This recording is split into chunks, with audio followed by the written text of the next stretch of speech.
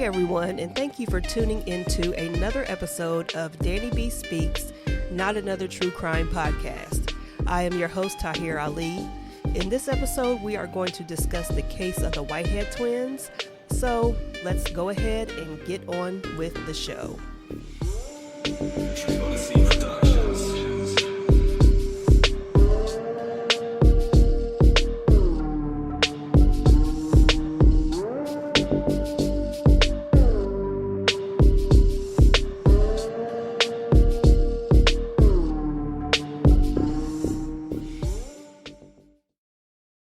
So who are the Whitehead twins, and why are we about to discuss them?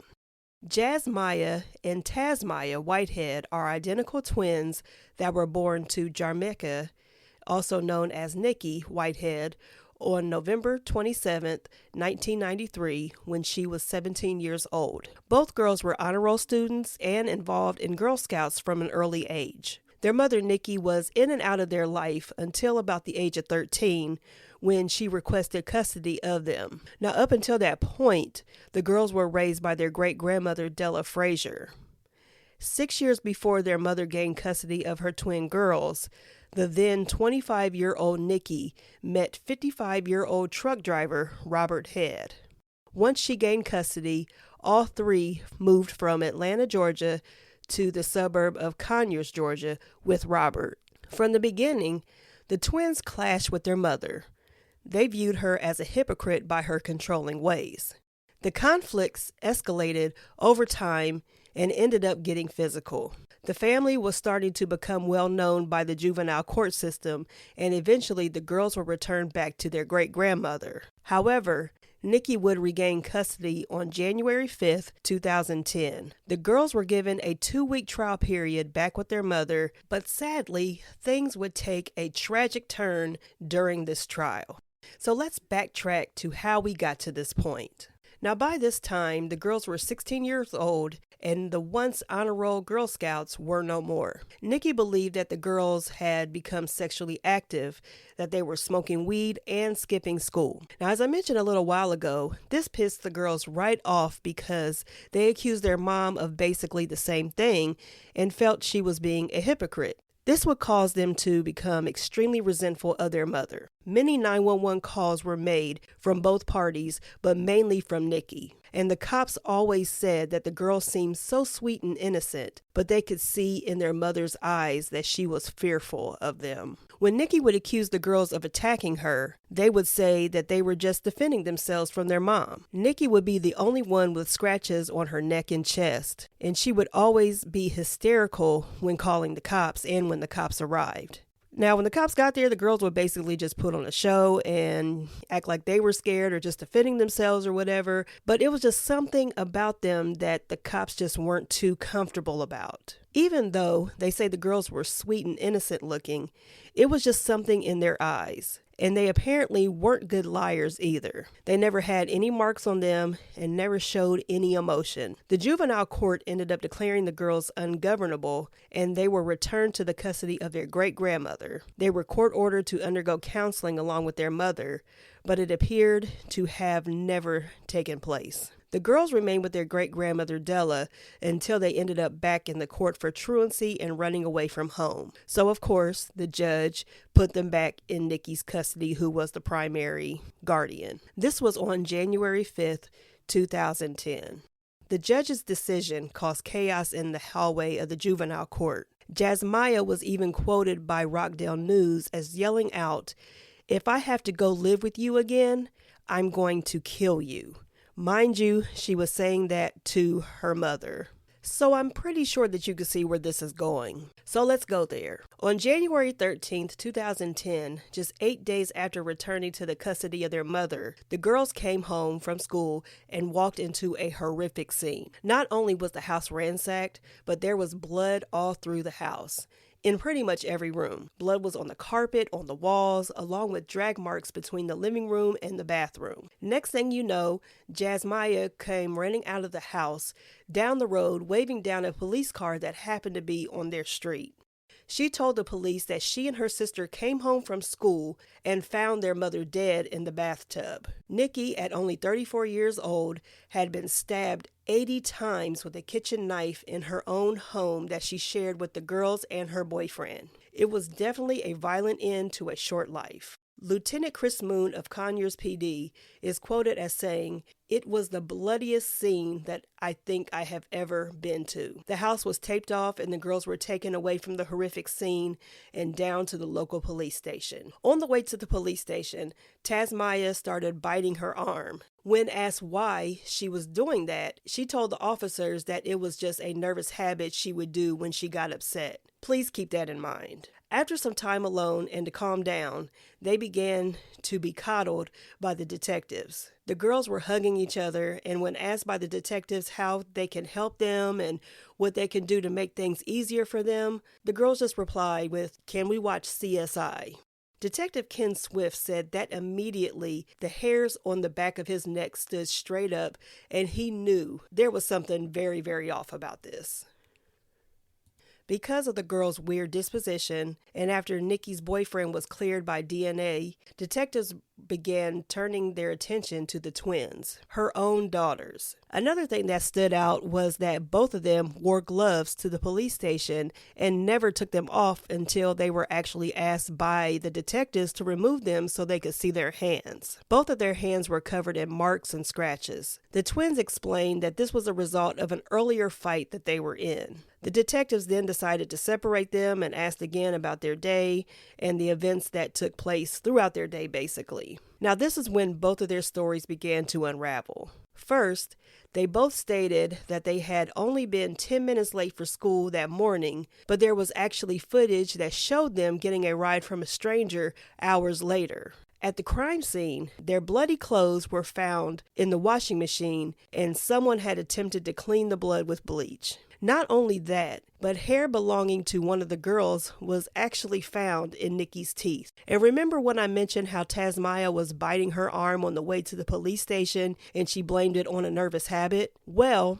it seems that it wasn't a nervous habit at all. She was trying to blend her teeth marks in with her mom's because during the altercation, Tasmaya was bit by her mother after dental records showed that they were a match from her mom. It took 4 months to get all the evidence together, and during that 4 months, the twins were placed in the care of Children's Services. They weren't allowed to live together, but they still went to school together, they hung out with friends, and basically continued to do everything they would normally do. Go to the mall, go to dances, basically just live their life as normal. But on May 21st, 2010, both of them were arrested and charged with felony murder and aggravated assault, where they both pleaded not guilty. It wasn't until 4 years later, in 2014, while still awaiting trial, they were presented with a plea deal and ended up confessing to the murder and pled guilty to voluntary manslaughter. So what actually happened?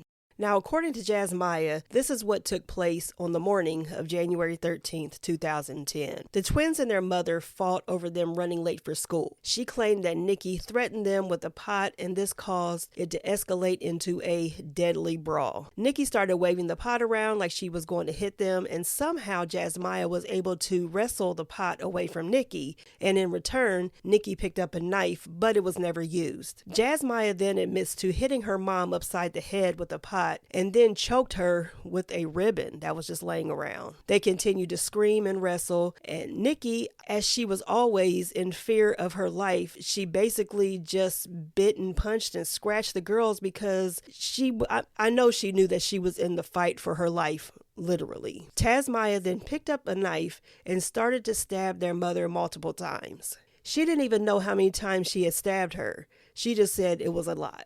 As their mother lay there dying, they began to drag her into the bathtub. The detectives asked if Nikki said anything to them, and Jasmaya said that their mother told them that she hates them, and she just kept repeating it. She also told them that they were going to jail. Jasmine just said that the only thing she could tell her mom was that she was really sorry. They then claimed to have been in shock by the whole thing and what they had done. They said they cried for a long time, then got themselves together and attempted to clean up. They changed their clothes and went to school like nothing happened. Jasmine admitted that it wasn't like a regular street fight and that this was truly a fight to the death. They both had said that they didn't hate their mother, and I'm giving a serious side eye. But all three of them just had so much anger inside that it had built up to this point. Currently, the twins are serving a 30-year sentence in prison, and in January 2014, Tasmaya was sent to Pulaski State Prison, and in February 2014, Jasmaya was sent to Airedale State Prison,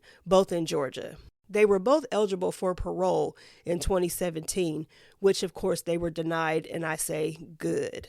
Now here we go with my 2 cents. So my 2 cents on this story is that, for one, 30 years isn't long enough. Now I don't care what type of relationship you have with someone, especially the person who gave birth to you. This was an extremely brutal murder. They deserve to serve life. I'm sorry, they do. I mean, forget that. Only 3 years and they were eligible for parole? Bye. I mean, how does that happen? But anyway, they should never have been placed back into their mother's custody so soon, especially without going through the court-mandated counseling that they were supposed to have. Now, I know the system isn't set up to remove kids from their mother's care and basically the family as a whole.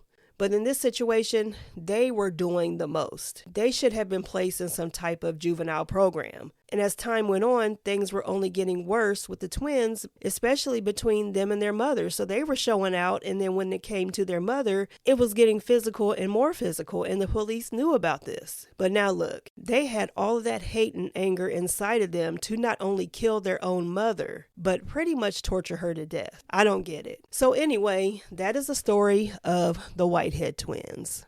Okay, that was a pretty short one, y'all, but I want to always thank you for tuning in to DannieBSpeaks Presents Not Another True Crime Podcast. I hope that you enjoyed the show. I really do. And don't forget to check out my other podcast, DannieBSpeaks, the podcast. You can also listen to both shows on my website, DannieBSpeaks.com, on Apple Podcasts, Google Podcasts, Amazon Podcasts, Audible, and my YouTube page, DannieBSpeaks, where I have also re-uploaded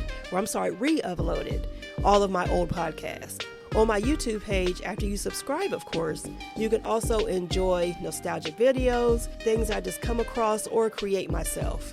Music mashups and other original content will be coming soon to the YouTube channel, so make sure you subscribe. You can follow me on Instagram, Facebook, and Twitter at DannieBSpeaks. Also follow me on Apple Music, where I share most of my playlists that I make on there and on Tidal, and I am under, of course, DannieBSpeaks. If you need to reach out to me for any business inquiries, such as promoting your business, products, etc. on my podcast, on my website, my social media platforms, if you want to discuss collaborating with me or sponsoring me, please hit me up at DannieBSpeaks@gmail.com. And speaking of collaborations, I have another podcast out, so this is my 3rd podcast. It is titled Girl, You Know What, that I co-host with my longtime friend Keisha, who is the owner and operator of Wellness in Women. And you can follow her social media and visit her website under her brand name, Wellness in Women. The podcast is just 2 friends who talk about any and everything, but there's always a message or lesson within our discussions. So check it out if you haven't yet. I know you will enjoy it. And you can listen to it on Apple Podcasts, Google, Amazon, and Audible as well. It's also on both of our websites, DannieBSpeaks.com and WellnessInWomen.com. And it'll also be on my YouTube page, DannieBSpeaks. Follow our IG page at girl_you-know-what. The merch line is coming soon. I'm shooting for a early summer release, so keep an eye out for that. And as always, I appreciate you all. Be sure to continue to support or start supporting the DannieBSpeaks brand. It would be truly so greatly appreciated. A follow, a share, word of mouth, it can really go a long way. So until next time, take care of yourselves and each other. Be safe out there, mask up, drink water, take your vitamins, all of that good stuff, and I will catch you all on the next one. Take care, you all. Peace.